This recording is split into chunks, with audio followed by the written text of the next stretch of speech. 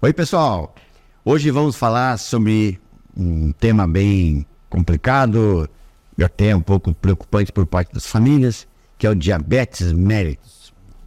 Basicamente, diabetes mellitus tipo 1, que é aquele tipo da criança, praticamente um diabetes infantil, e que consta com o uso de insulina.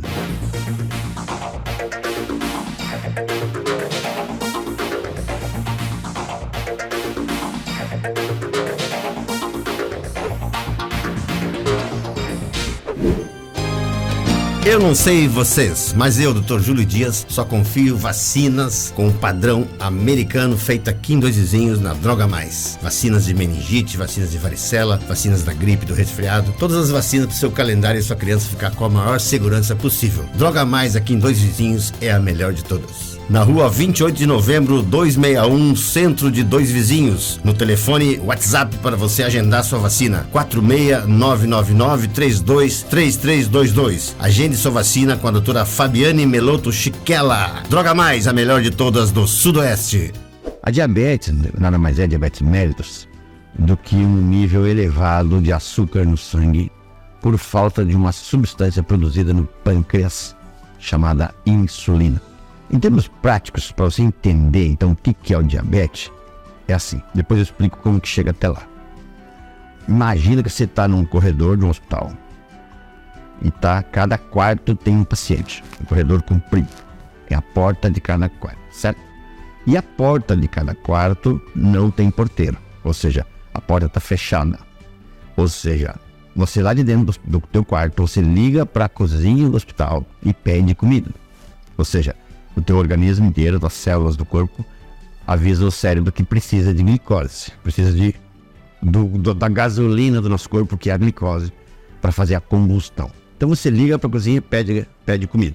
A cozinheira vem com o carrinho com a comida e passa no corredor, mas ela não consegue entrar no teu quarto, porque a porta está trancada, não tem porteiro para abrir a porta. Esse porteiro chama insulina.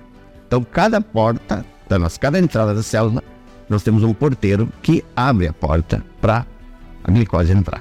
Então, em termos práticos, é bem isso. Ou seja, você vai pedindo comida, a cozinheira vai mandando, daqui a pouco tem 40 carrinhos de comida no corredor, ou seja, o nível de açúcar está alto nas veias, mas ela não entra na célula porque não tem o porteiro. Aí você vai lá, tu injeta insulina, que é um hormônio sintético que a gente usa.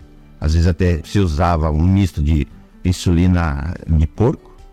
Você faz subcutâneo e aí sim dá o porteiro que precisa, abre aquela porta, a comida entra até a célula. Daí a célula queima e para de pedir comida para o cozinheiro, certo? E aí vai baixando aqueles níveis na corrente, no corredor, ou seja, na corrente circulatória. Uma explicação bem básica, mas é bem importante a pessoa entender, porque muitas vezes eu vejo no consultório que as mães não entendem. Mas doutor, como é que funciona? Eu não entendo insulina, eu não entendo esses nomes diferentes que vocês usam. Nada mais é do que isso, né? A insulina é o porteiro para entrar em cada quarto, abrir a porta e entrar a comida. Porque senão você vai pedindo, enche de carrinho um caminhão de comida no corredor e você passando fome e pedindo para o cérebro.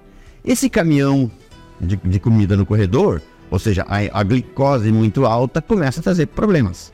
Começa a fazer lesão nas paredes, ou seja, vai estragando a tinta do corredor, vai fazendo lesão nas veias, vai fazendo lesão nas células e aumenta a osmolaridade, aumenta, em termos mais práticos assim, aumenta um pouco a acidez do corredor e aí vai saindo substâncias que não precisam de porteiro, daí como potássio, sódio, vira uma confusão na corrente circulatória da criança. E como é que se faz um diagnóstico de diabetes mellitus tipo 1 então na infância? Primeiro, pode ser em qualquer idade da infância, de 0 a 19 anos. Geralmente é de forma abrupta, ou seja, não é que nem o diabetes tipo 2, que é o de adulto, como eu não sou diabético, graças a Deus, mas chega acima dos 40 anos, você começa a produzir menos insulina, e vai aumentando a ingestão de açúcar, e de água e de líquidos. Quando você percebe, você está lá com seus níveis de açúcar acima de 180, 200, é o diabetes tipo 2, ou seja, o pâncreas produz insulina, mas produz menos gradativamente, até que pode ficar sem. Você tem que repor insulina mais para frente, é o tipo 2. O tipo 1, de repente, o pâncreas para de injetar insulina, um porteiro, na corrente circulatória. E aí a criança entra em coma.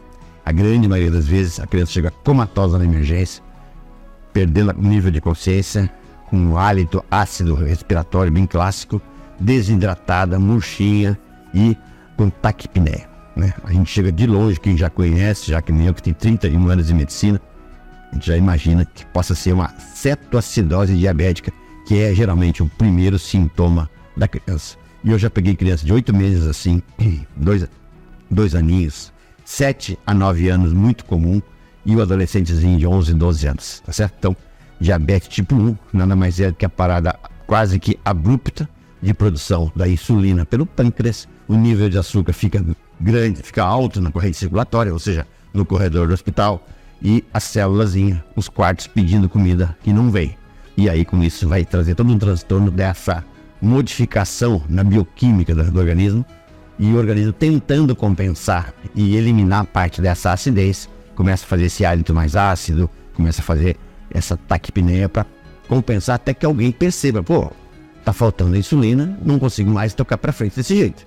Aí nós temos todo um protocolo, quando chega nessa cetoacidose internacional que a gente segue, de hidratação e aplicação de insulina, glicose. A gente fica 48 horas manejando essa criança para ela sair do coma, ou muitas vezes ela não chegou a um coma bem profundo ainda, é um coma, é uma redução do sensório que a gente chama relativamente, que a gente consegue manusear, e às vezes vai para UTI até em situações bem mais graves em virtude disso. Então, o que eu vejo muito nos consultórios é a família vem fazer exame em muita frequência. Ele tá tomando muito açúcar, tá comendo muito doce. A criança tem uma propensão natural para doce, né? Acho que a área cerebral dele de interpretação do doce é quase o dobro da área de interpretação da dor, né? Então eles realmente procuram bastante doce, porque dá energia rápida, né? Criança quer energia rápida para queimar. Então, mas nem sempre é diabetes. A grande maioria, graças a Deus, não é diabetes, tá? Até porque, como eu falei, não é assim que começa geralmente o diabetes. O ideal, claro, é sempre ter um controle desse nível de açúcar, fazer seus exames de rotina. Anualmente a gente faz um examezinho para ver se está tudo bem com a criança, para monitorar todos os depósitos de gordura, colesterol, triglicerídeo, tireoide. Tem uma gama hoje de crianças com tireoidite, né, com alterações, tendo que tomar medicação também. Mas fica a dica ainda no diabetes mellitus tipo 1, nada mais é do que a falta dessa insulina. Tem que ser aplicado insulina exógena, insulina de fora, hoje é sintética. E existem 2 grandes grupos de insulinas, são aquelas de ação rápida e são aquelas de ação lenta. Então você faz geralmente uma lenta de manhã, que vai ter um período de 18 a 24 horas agindo no seu organismo, substituindo a sua, porque não está sendo produzida. E tem a outra rápida, que baseado nos testes, você pode fazer, conforme o médico prescreve, você faz o teste e você está com nível X, tem uma tabelinha, você aplica tantas unidades da rápida para baixar logo esse açúcar, tá certo? E controle dietético, isso é muito importante. Não existe hoje, nunca existiu na verdade, controlar um diabetes, por exemplo, tanto tipo 1 como tipo 2, que não seja de forma, primeiramente, dietética. Hein? Saber quantas calorias você está ingerindo, qual é o horário que você está ingerindo, para baseado nisso você tentar substituir o seu pâncreas produzindo a insulina. Esse é o grande desafio no diabetes, né? Hoje tem bastante recurso tecnológico, hoje tem implantes, por exemplo, que você pode implantar lá uma agulhinha que fica subcutânea e você injeta a insulina num depósito ali e o próprio organismo vai liberando. Tem aplicativos hoje também, que fica subcutânea, em que você controla pelo celular o nível de açúcar. Quem tem diabetes tipo 1 principalmente, isso é muito importante na adolescência, porque é uma fase bem difícil, né, para as crianças psicologicamente, ter uma doença crônica dessa. E o objetivo é tentar manter a euglicemia, né, o nível de açúcar o mais adequado possível, de forma que não fique muito tempo alterado para cima, porque isso pode causar a longo prazo lesão de fundo de olho, fazendo cegueira, pode causar principalmente insuficiência renal, associada à pressão alta, todas as outras coisas, pode causar lesão, por como eu falei antes, dentro das veias, artérias e veias, causando depósito de gordura, fazendo ateromas, né, do AVC, infarto. Então a diabetes, a diabetes é uma tia não muito agradável, que atrapalha muito e encurta muito a vida da pessoa se você não conseguir manter um nível de açúcar adequado, que você não corra risco, ok? Como que previne e como que eu evito e como que eu pego isso? Isso é genético? Bom, a diabetes é genética, um percentual aí é genético. Tem outros casos como talvez doenças virais que atingiram essa criança em algum momento, que atingiu lá o pâncreas dela sem perceber e limitou a produção de insulina gradativamente. Então tem muita coisa em estudo ainda, tem muita coisa que a gente não sabe, mas tem sim uma influência genética, tanto a tipo 1 como a tipo 2, e precisa ter um bom controle nutricional. Se você está sempre adequado no peso, não para mais nem para menos, você tem uma chance boa de levar uma vida tranquila e bem saudável. Agora, se você cometer alguns exageros, talvez você acabe provocando antecipadamente desenvolvendo uma diabetes tipo 2 lá para frente, por estar acima do limite, né?